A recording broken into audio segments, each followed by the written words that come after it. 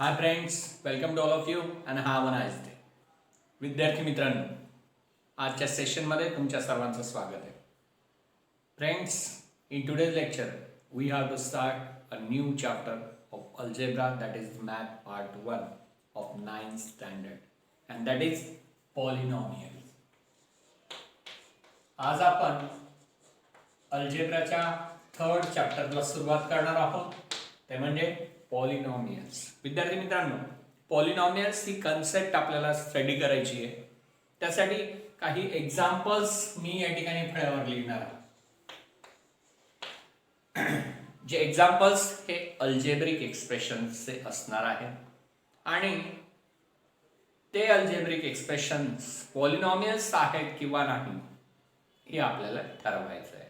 तत्पूर्वी तुम्ही अजूनही आपल्या चॅनलला सबस्क्राईब केलं नसेल, नवीन असाल तर चॅनलला तात्काळ सबस्क्राईब करा, म्हणजे येणारे अपकमिंग व्हिडिओजचे नोटिफिकेशन्स तुम्हाला मिळतील आणि ते तुम्ही पाहू शकता. So friends, concentrate on the point. Let first example of algebraic expression, that is m cube minus 1 half m square plus 3. Second, p square minus 2p plus 1 and a square minus root 3a plus 2. If we observe these three examples of algebraic expression, then what we observe about their power of variables. Here, the power of variables in first example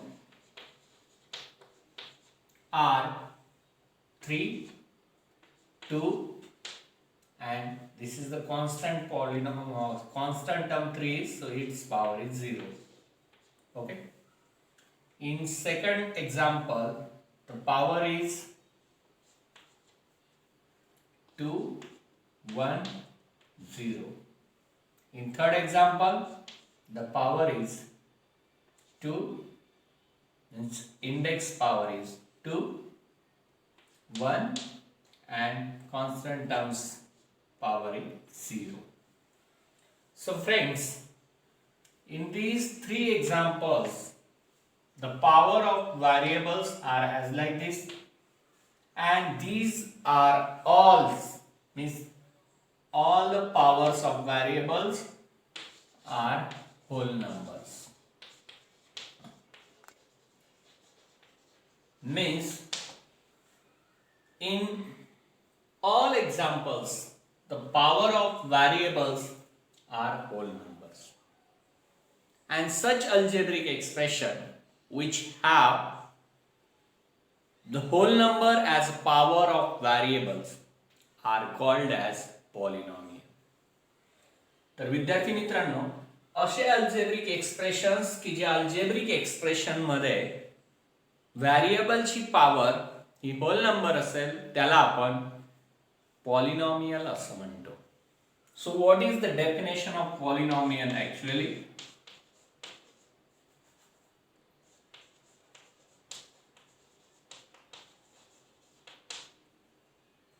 the algebraic expression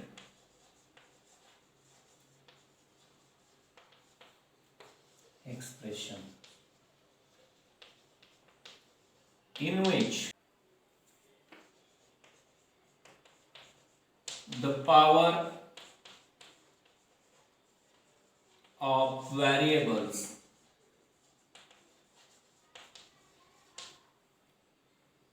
is a whole number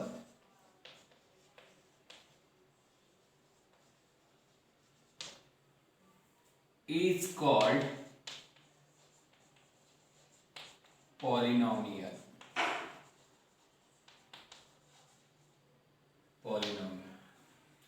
So friends, let's concentrate. The algebraic expression in which the power of variables is a whole number is called polynomial.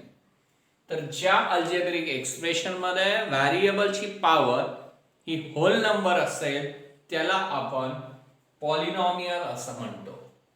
मग काही ज्या polynomials असतात त्या अशा पद्धतीच्या असतात की √2 - 3/5 0 etcetera. तर या पॉलिनॉमियल्स जे आहेत त्या मोनोमियल्स आहेत आणि ज्यांच्यामध्ये व्हेरिएबल जोडलेला नाहीये. मग अशा ज्या पॉलिनॉमियल्स असतात यांना आपण कॉन्स्टंट पॉलिनॉमियल असं म्हणतो. यांच्यापैकी √2 ची पॉवर 0 आहे, -3/5 ची पॉवर 0 आहे, परंतु 0 ची पॉवर मात्र आपल्याला डिफाइन करता येत नाही. सो कॉन्स्टंट पॉलिनॉमियल जे असतात यांची पॉवर जी असते ती 0 असते. विद्यार्थी मित्रांनो, या ठिकाणी एक गोष्ट तुम्हाला क्लिअर झाली असेल की ज्यांचे व्हेरिएबल्सच्या पॉवर ह्या होल नंबर्स असतात तेच एक्झाम्पल्स ते पॉलिनॉमियल्सचे असतात. मात्र ज्या अल्जेब्रिक एक्सप्रेशन्सच्या व्हेरिएबल्सच्या पॉवर होल नंबर नसतात त्यांना आपण पॉलिनॉमियल म्हणू शकत नाही.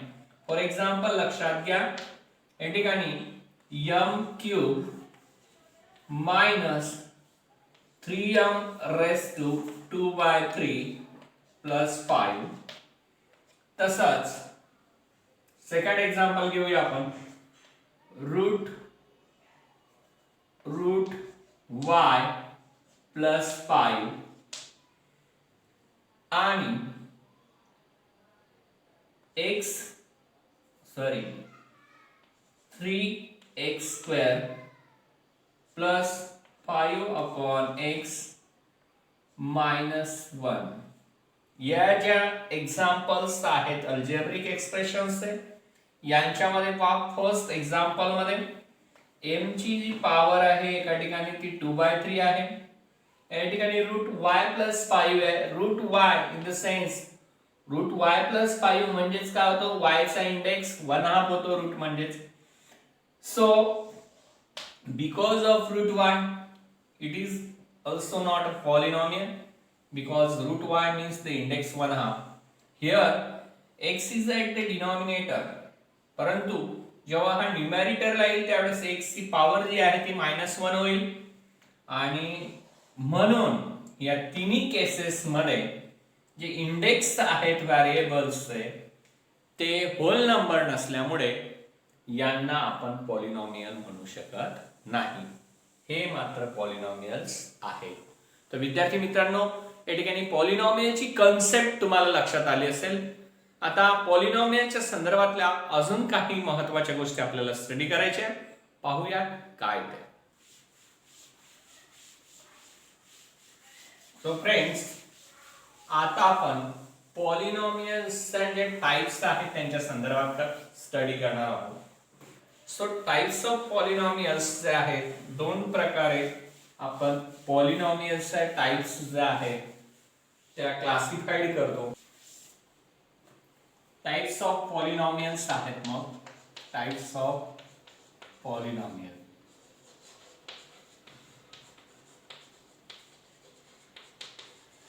याच्यातला पहिला प्रकार आहे based on number of terms.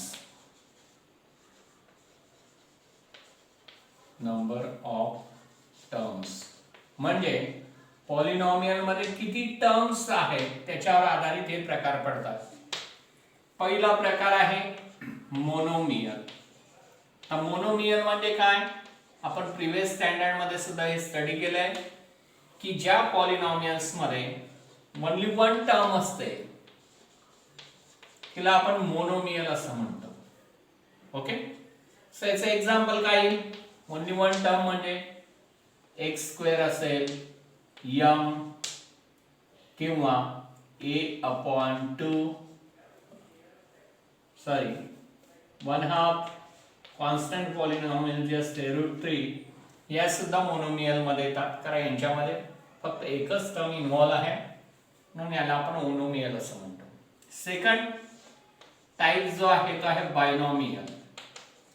Bye म्हणजे दोन. सो बायनॉमियल्स जे असतात यांच्यामध्ये दोन टर्म असतात. This polynomial contains two terms. Okay, so याचे जे एक्झाम्पल्स आहेत ते आपण असं लिहू शकतो a+2 किंवा x² - 3 m³ -7. हे जे एक्झाम्पल्स आहेत हे बायनॉमियलचे एक्झाम्पल्स आहेत की ज्यांच्यामध्ये दोन टर्म्स आहेत. प्रत्येक पॉलिनॉमियल मध्ये दोन टर्म्स आहेत एक्झाम्पल मध्ये, म्हणून यांना बायनॉमियल्स असं म्हणतात. तिसरा जो प्रकार आहे तो आहे ट्रायनॉमियल. ट्रायनॉमियल म्हणजे काय? ट्रायनॉमियल्स म्हणजे ज्यांच्या 3 टर्म्स असतात, 3 टर्म्स असणाऱ्या पॉलिनॉमियल म्हणजे ट्रायनॉमियल. म्हणजे याच्यामध्ये आपण एक्झाम्पल घेऊ शकतो x² + 2x + 3, तसंच m² - 3m + 5. या पद्धतीचे अनेक एक्झाम्पल येतील. मग यामध्ये आपल्याला एकच गोष्ट लक्षात घेणं गरजेचं आहे की ज्या पॉलिनॉमियल मध्ये ओन्ली वन टर्म असते तिला आपण मोनोमियल म्हणतो, ज्याच्यात दोन टर्म्स असतात त्याला बायनॉमियल म्हणतो, आणि ज्याच्यात 3 टर्म्स असतात त्याला ट्रायनॉमियल म्हणतो. So friends, based on number of terms हे 3 टाइप्स आहेत पॉलिनॉमियल्सचे, हे 3 प्रकार आहेत. आता नंतरचाच टॉपिक जो आपण स्टडी करणार आहोत तो आहे डिग्री. तर डिग्री म्हणजे काय लक्षात घ्या. जनरली आपण व्यवहारामध्ये बोलताना असं बोलत असतो की कोणी काही एज्युकेशन घेतलं असेल तर तुझी डिग्री काय आहे, म्हणजे तू कुठली डिग्री मिळवली आहे. डिग्री म्हणजे एज्युकेशन मध्ये जसं हायेस्ट एज्युकेशन असतं तसं पॉलिनॉमियल्सचा जो हायेस्ट इंडेक्स असतो, म्हणजे जी हायेस्ट पॉवर असते व्हेरिएबलची, त्याला आपण डिग्री असं म्हणतो. मग डिग्री ऑफ पॉलिनॉमियलच्या संदर्भात इन्फॉर्मेशन घेऊया. Degree of polynomial. Okay, so friend, let's study some example. या ठिकाणी आपण एक्झाम्पल घेऊया x³ - 3x² + x - 8. Second example घेऊ 7m⁴ - 8m² + 5. थर्ड एक्झाम्पल घेऊ 9y⁶ + 7. तिन्ही एक्झाम्पल्सचा जर आपण विचार केला तर आपल्याला असं लक्षात येतं की फर्स्ट पॉलिनॉमियल जी आहे याच्यात x हे व्हेरिएबल वापरलेलं आहे, परंतु व्हेरिएबलचा सर्वात मोठी पॉवर जी आहे किंवा सर्वात मोठा इंडेक्स जो आहे फर्स्ट एक्झाम्पल मध्ये तो आहे 3.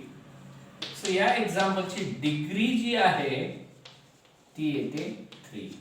तसंच सेकंड एक्झाम्पल मध्ये पहा 7m⁴ - 8m² + 5. या ठिकाणी m हा व्हेरिएबल आहे आणि यांचा हायेस्ट इंडेक्स या एक्झाम्पल मध्ये आहे 4. So degree of this polynomial is 4. तसंच थर्ड एक्झाम्पल मध्ये y⁶ दिसतोय आपल्याला. सो एक्झाम्पलची या ठिकाणी आपण कंपॅरिझन केलं म्हणजे स्टडी केलं, ऑब्झर्वेशन केलं तर तुम्हाला लक्षात येतं हायेस्ट इंडेक्स जो आहे व्हेरिएबलचा तो 6 आहे, म्हणून या एक्झाम्पलची डिग्री 6 आहे.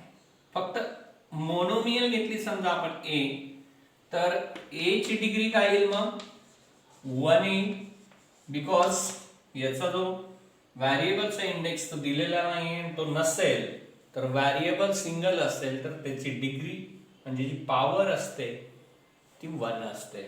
मोनोमियल असल्यामुळे याची डिग्री या ठिकाणी 1 झाली.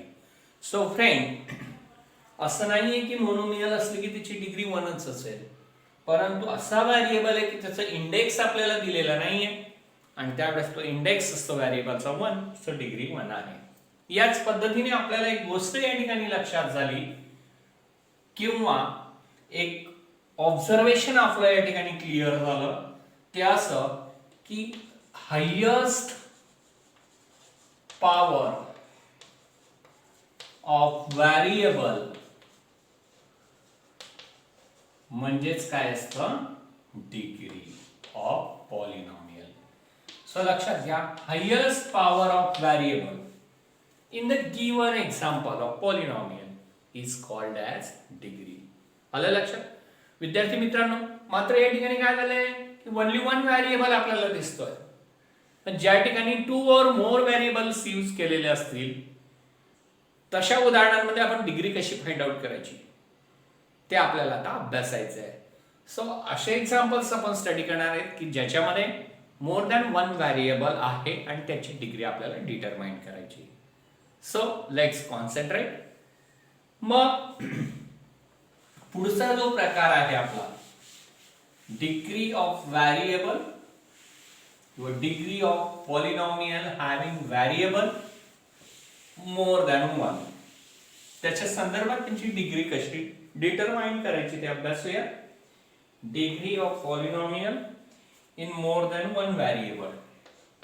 Degree of polynomial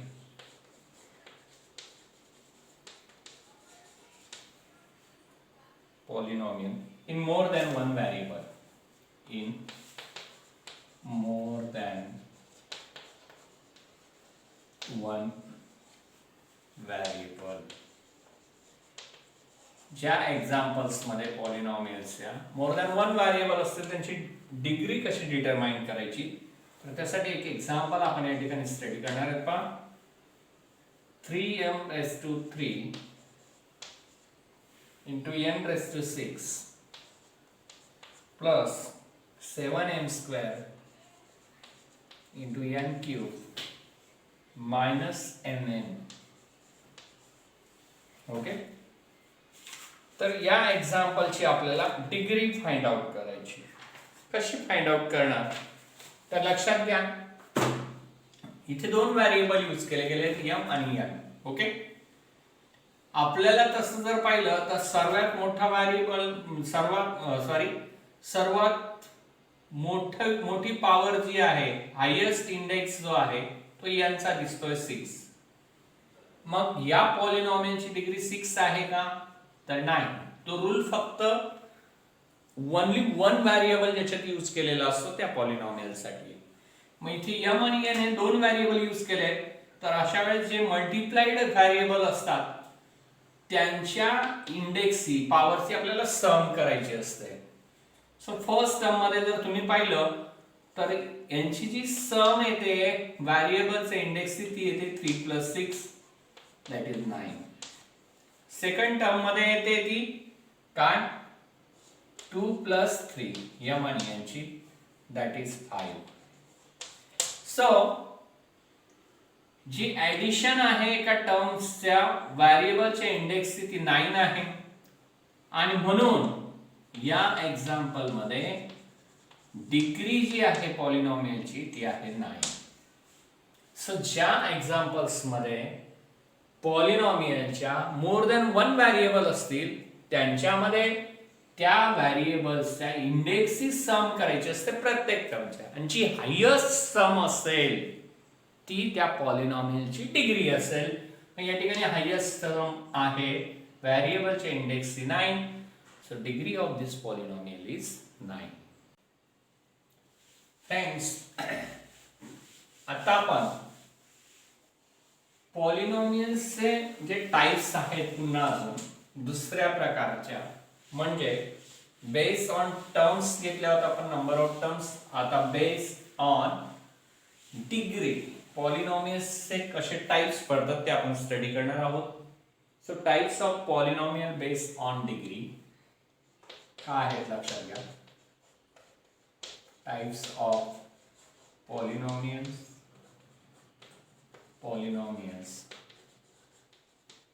based on degree. म्हणजे डिग्रीवर आधारित पॉलिनॉमियल्सचे टाइप्स कोणते त्यांचा आपण या ठिकाणी स्टडी करणार आहोत. ओके, सो फ्रेंड्स, लक्षात घ्यायची एक गोष्ट की डिग्रीवर आधारित पॉलिनॉमियल कोणते. पहिला प्रकार आहे लिनियर पॉलिनॉमियल.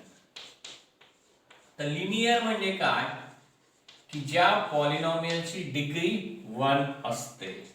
काय असते? डिग्री 1 असते. त्या पॉलिनॉमियलला आपण लिनियर पॉलिनॉमियल असं म्हणतो. जनरल फॉर्म किंवा स्टँडर्ड फॉर्म आहे लिनियर पॉलिनॉमियलचा. तो असा आहे पहा, standard form of linear polynomial ax plus B. ax plus B. आता या ठिकाणी लक्षात घ्यायचं a is not equal to 0. म्हणजे ax प्लस बी या ठिकाणी आपल्याला लक्षात येत आहे की a आणि b हे कोएफिशियंट आहेत. a ची व्हॅल्यू 0 असायला नको आणि x जो डिग्री दिसते आपल्याला ती 1 आहे. सो या फॉर्म मध्ये असणाऱ्या पॉलिनॉमियलला लिनियर पॉलिनॉमियल असं म्हणतात. याचं एक्झाम्पल आपण घेऊ शकतो. Example 2x plus 3. okay, this is the किंवा 7m minus 5 या पद्धतीचे अनेक एक्झाम्पल्स तुम्हाला म्हणता येतील. सेकंड टाइप जो आहे तो आहे क्वाड्रॅटिक पॉलिनॉमियल. तर क्वाड्रॅटिक पॉलिनॉमियल म्हणजे काय लक्षात घ्या. क्वाड्रॅटिक पॉलिनॉमियल ज्या पॉलिनॉमियल मध्ये पॉलिनॉमियलची डिग्री ही 2 असते. किती असते? 2. त्याला क्वाड्रॅटिक पॉलिनॉमियल असं म्हणतात. या पॉलिनॉमियलचा स्टँडर्ड फॉर्म जो असतो किंवा ज्याला आपण जनरल फॉर्म म्हणतो तो असा असतो ax² plus bx plus c. Okay, म्हणजे या ठिकाणी abc हे रियल नंबर असतात आणि इथे तीच कंडिशन असते म्हणजे a is not equal to 0. जो x² या ठिकाणी x चा कोएफिशियंट a आहे आणि इंडेक्स 2 आहे म्हणजे डिग्री 2 आहे. मग डिग्री 2 असणारी जी पॉलिनॉमियल असते तिला आपण क्वाड्रॅटिक पॉलिनॉमियल असं म्हणतो. तिसरा प्रकार आहे, तिसरा प्रकार तो म्हणजे क्यूबिक पॉलिनॉमियल. Cubic polynomial. आता ह्याच्यात काय असतं लक्षात घ्या. जी गिवन पॉलिनॉमियल असते तिची डिग्री 3 असते आणि डिग्री 3 असलेल्या पॉलिनॉमियलला मग आपण क्यूबिक पॉलिनॉमियल असं म्हणतो. याचा जो जनरल फॉर्म आहे किंवा स्टँडर्ड फॉर्म तो असा आहे. Standard form of cubic polynomial ax³ plus bx² plus cx plus d. या ठिकाणी abcd हे कोएफिशियंट आहे. डिग्री जी आहे या पॉलिनॉमियलची ती 3 आहे. इथेही एक कंडिशन असेल की is not equal to 0. a ची व्हॅल्यू 0 असायला नको. इथे आपण एक्झाम्पल घेऊ शकतो जसं की इथे एक्झाम्पल घेऊया 2x² प्लस 4x प्लस 7. हे झालं क्वाड्रॅटिक पॉलिनॉमियलचे एक्झाम्पल. क्यूबिक पॉलिनॉमियलचे एक्झाम्पल घेऊ शकतो 9x³ plus 5x² plus 3x plus 8. अशा पद्धतीने आपण या तिन्ही पॉलिनॉमियलचे एक्झाम्पल्स घेऊ शकतो. विद्यार्थी मित्रांनो, तुम्हाला लक्षात आलं असेल की types of polynomials based on terms, number of terms पण वेगळे असतात. जसं की आपण अभ्यासलं मोनोमियल, बायनॉमियल आणि ट्रायनॉमियल. बेस्ड ऑन डिग्री त्याचे 3 प्रकार पडतात. ते म्हणजे लिनियर पॉलिनॉमियल, क्वाड्रॅटिक पॉलिनॉमियल आणि क्यूबिक पॉलिनॉमियल. हे क्लासिफिकेशन तुम्हाला करता येणं गरजेचं आहे आणि त्यासाठी तुमचं जे ऑब्झर्वेशन आहे ते महत्त्वाचं आहे.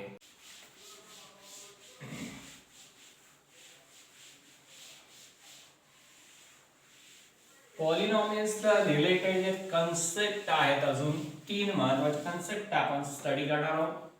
त्या म्हणजे स्टँडर्ड फॉर्म, इंडेक्स फॉर्म आणि कोएफिशियंट फॉर्म. तर स्टँडर्ड फॉर्म म्हणजे काय लक्षात घ्या. जर एक्झाम्पल तुम्हाला एखाद्या पॉलिनॉमियलचं असं दिलं असेल की m-2 plus m³ minus 2m² अशा पद्धतीने जर एखादं पॉलिनॉमियलचं एक्झाम्पल दिलेलं असेल तर त्या एक्झाम्पलला प्रॉपर असेंडिंग ऑर्डर मध्ये मांडणं म्हणजे त्याचे जे व्हेरिएबलची इंडेक्स असतात त्यांचे असेंडिंग ऑर्डर मध्ये पॉलिनॉमियल मांडणं म्हणजेच त्याला स्टँडर्ड फॉर्म मधील पॉलिनॉमियल असं म्हणतात. मग या गिवन पॉलिनॉमियलचा स्टँडर्ड फॉर्म कसा येईल पहा. हायेस्ट इंडेक्सची टर्म कोणती आहे m³. सो m³ फर्स्ट लिहायचा, त्याच्यानंतर असेंडिंग ऑर्डर डिसेंडिंग ऑर्डर प्रमाणे क्यूब नंतरची टर्म असेल स्क्वेअरची म्हणजे -2m². नंतरची टर्म असेल इंडेक्स 1 असणारी म्हणजे येईल तुमची +m आणि लास्ट टर्म म्हणजे कॉन्स्टंट टर्म असेल -2. जर तुम्ही या पॉलिनॉमियलचा इंडेक्सचा विचार केला तर 3, 2, 1, 0 असे याची इंडेक्स आहे डिसेंडिंग ऑर्डरने आणि अशा पद्धतीने इंडेक्सच्या डिसेंडिंग ऑर्डरने पॉलिनॉमियल मांडणे म्हणजेच ती स्टँडर्ड फॉर्म मध्ये पॉलिनॉमियल मांडणे असा त्याचा अर्थ होतो. दुसरा फॉर्म आहे आपला इंडेक्स फॉर्म. तर इंडेक्स फॉर्म काय आहे लक्षात घ्या. इंडेक्स फॉर्म म्हणजे काय. समजा एखाद्या पॉलिनॉमियल मध्ये तुम्हाला असं एक्झाम्पल दिलं असेल की x³ -7.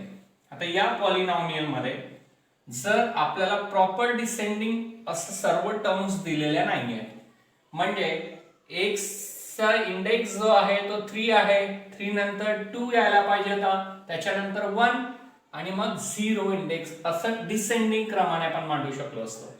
पण त्या पद्धतीने या ठिकाणी पॉलिनॉमियल दिलेली नाहीये म्हणून ही पॉलिनॉमियल इंडेक्स फॉर्म मध्ये नेमकी कशी मांडणार तर याचं इंडेक्स फॉर्म असा आहे लक्षात घ्या. हिला स्टँडर्ड फॉर्म मध्ये मांडायची आपण, पण स्टँडर्ड फॉर्म मध्ये मांडताना जे इंडेक्स इथे दिलेले नसतील ते इंडेक्स आपण 0 कोएफिशियंट घेऊन मांडायचे असतात. म्हणजेच काय तर ही पॉलिनॉमियल अशी x³. आता x² ची टर्म या ठिकाणी दिलेली नाहीये तर ती आपण 0 कोएफिशियंट लावून घेणार. सो सेकंड टर्म घेणार आपण 0x². पुन्हा x चा 1 इंडेक्स असणारी टर्म दिलेली नाहीये ती पण आपण 0 कोएफिशियंट लावून घेणार म्हणजे 0x आणि मग नंतर कॉन्स्टंट टर्म मात्र इथे दिलेली ती -7. आता मात्र हिचा प्रॉपर जो फॉर्म आहे तो असा झाला. इंडेक्स जे ते डिसेंडिंग ऑर्डरने मांडले गेले 3, 2, 1, 0. सो स्टँडर्ड फॉर्म मध्ये ही पॉलिनॉमियल मांडली गेली परंतु त्यासाठी आपण 0 कोएफिशियंट लावले. सो मिसिंग टर्म्स जे असतात त्या 0 कोएफिशियंट लावून स्टँडर्ड फॉर्म मध्ये पॉलिनॉमियल मांडणे म्हणजे इंडेक्सच्या डिसेंडिंग ऑर्डरने म्हणजेच तिचा इंडेक्स फॉर्म होईल. या टर्म्स आपण का स्टडी करतोय कारण पॉलिनॉमियलवर आधारित पुढच्या ज्या क्रिया आहेत त्यांच्यामध्ये आपल्याला पॉलिनॉमियल स्टँडर्ड फॉर्म मध्ये मांडणं किंवा इंडेक्स फॉर्म मध्ये मांडणं गरजेचं आहे म्हणून हे आपल्यासाठी महत्त्वाचं आहे. तिसरा प्रकार जो मी तुम्हाला सांगितला पॉलिनॉमियलला रिलेटेड तो आहे कोएफिशियंट फॉर्म. तर कोएफिशियंट फॉर्म म्हणजे काय लक्षात घ्या. याच्यामध्ये आपल्याला जी पॉलिनॉमियल दिलेली असते तिचे फक्त कोएफिशियंट आपल्याला मांडायचे असतात त्याला आपण कोएफिशियंट फॉर्म असं म्हणतो. फॉर एक्झाम्पल पहा पॉलिनॉमियल जी आपल्याला एखादी दिलेली असेल समजा इथे दिलेलीच पॉलिनॉमियल घेऊ आपण x³ -7. ओके तर x³ -7 याचं जर कोएफिशियंट आपल्याला मांडायचं असेल तर प्रत्येक टर्म जी आहे तिचा कोएफिशियंट आपल्याला मांडणं गरजेचं असतं. मग पाहायचं कोएफिशियंट काय येईल x³ चा आणि हे कोएफिशियंट आपल्याला इन सिंपल ब्रॅकेट लिहायचे असतात. x³ जो आहे त्याचा कोएफिशियंट 1 आहे. क्यूब नंतरची जी टर्म असली पाहिजे ते स्क्वेअरची तिचा कोएफिशियंट या ठिकाणी काय आहे 0. सो आपण त्याचा कोएफिशियंट 0 मांडणार. नंतर x चा कोएफिशियंट काय फक्त 0. नंतर कॉन्स्टंट टर्म आहे -7. सो 1 0 0 -7 हा जरा कोएफिशियंट फॉर्म कोणत्या पॉलिनॉमियलचा x³ -7 मग कोएफिशियंट फॉर्म मांडायचा असेल तर अगोदर आपल्याला त्याचं इंडेक्स फॉर्म मांडणं सुद्धा गरजेचं असतं. मग इंडेक्स फॉर्म मध्ये मांडले आपण x³ - 7x³ + 0x² + 0x - 7 आणि मग त्यांचे फक्त कोएफिशियंट आपण इन सिंपल ब्रॅकेट लिहिले. सिंपल ब्रॅकेट मध्ये कोएफिशियंट डिसेंडिंग ऑर्डरने पॉलिनॉमियल्सचे मांडून घेणे म्हणजेच त्याचा कोएफिशियंट फॉर्म होय. सो फ्रेंड, जर एखादी पॉलिनॉमियल डायरेक्ट डिसेंडिंग ऑर्डरने आपल्याला दिलेली असेल, त्याच्या इंडेक्स डिसेंडिंग ऑर्डरने म्हणजे स्टँडर्ड इंडेक्स फॉर्म मध्ये असेल तर सरळ त्यांचे कोएफिशियंट ब्रॅकेट मध्ये लिहायचे असतात. मात्र जर मिसिंग टर्म असतील तर अगोदर त्याला इंडेक्स फॉर्म मध्ये मांडणं गरजेचं आहे आणि नंतर इंडेक्स फॉर्म मध्ये मांडलेल्या पॉलिनॉमियलचे कोएफिशियंट मांडायचे, ज्याला आपण कोएफिशियंट फॉर्म असं म्हणतो. तर विद्यार्थी मित्रांनो, पॉलिनॉमियल आणि पॉलिनॉमियलला रिलेटेड ज्या कन्सेप्ट आहेत यांचा आज आपण अभ्यास केला की ज्या कन्सेप्टवर पुढचा प्रॅक्टिस सेट जो आहे आपला प्रॅक्टिस सेट 3.1 तो आधारलेला आहे. विद्यार्थी मित्रांनो, मी सांगितलेल्या गोष्टी काळजीपूर्वक लक्षात घ्या म्हणजे प्रॅक्टिस सेट 3.1 मधील एक्झाम्पल सोडवायला आपल्याला कोणतीही अडचण येणार नाही. तर विद्यार्थी मित्रो, या ठिकाणी थांबूया, पुन्हा भेटूया पुढच्या लेक्चरला. धन्यवाद.